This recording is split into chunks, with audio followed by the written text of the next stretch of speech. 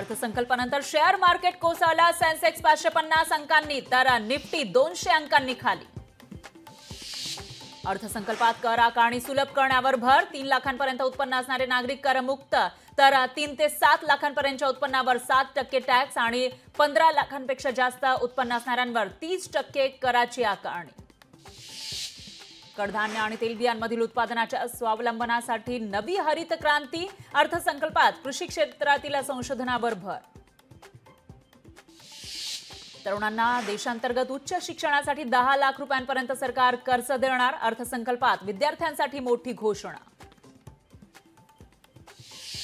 सीतारामन यांच्याकडून प्रधानमंत्री ग्राम सडक योजनेच्या 4थ्या टप्प्याची घोषणा. देशातील 25,000 गावं मुख्य रस्त्यांना जोडणार असल्याचं अर्थसंकल्पातून आश्वासन. पंतप्रधान सौर घर योजनेअंतर्गत 1 कोटी घरांना 300 युनिटपर्यंत मोफत वीज मिळणार. अर्थसंकल्पातून महत्त्वाची घोषणा.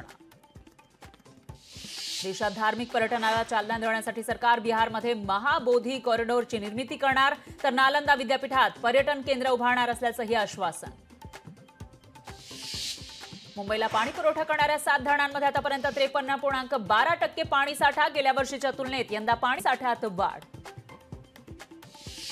विधानसभा निवडणुकीनंतर राज्यात पुन्हा स्मार्ट प्रीपेड मीटर लागण्याची शक्यता. स्मार्ट प्रीपेड मीटरचे टेंडर रद्द झालं नाही, सूत्रांची माहिती.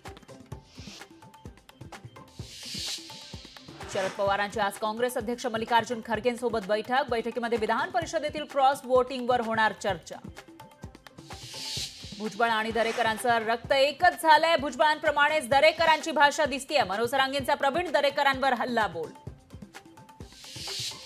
बड्या नेत्यांच्या दबावामुळे क्रॉस वोटिंग करणाऱ्या 7 आमदारांवर कारवाई नाही. बड्या नेत्यांच्या दबावापुढे काँग्रेस हायकमांड झुकलं, सूत्रांची माहिती. अर्थसंकल्पात युवकांच्या कौशल्य विकासाला विशेष प्राधान्य. 20 लाख युवकांना कौशल्य विकास प्रशिक्षण देणार. अर्थसंकल्पात ग्रामीण विकासासाठी 2,66,000 कोटींची तरतूद. ग्रामविकासासाठी 9 सूत्री कार्यक्रम राबवणार. अर्थसंकल्पातून आश्वासन. अर्थसंकल्पात कृषी क्षेत्रातील संशोधनावर भर. कृषी आणि संबंधित क्षेत्रासाठी 1.52 लाख कोटींची तरतूद. तरुणांसाठी अर्थसंकल्पात घोषणांचा वर्षाव. 5 वर्षामध्ये 1 कोटी तरुणांना इंटर्नशिपसाठी महिन्याला 5,000 रुपये देणार.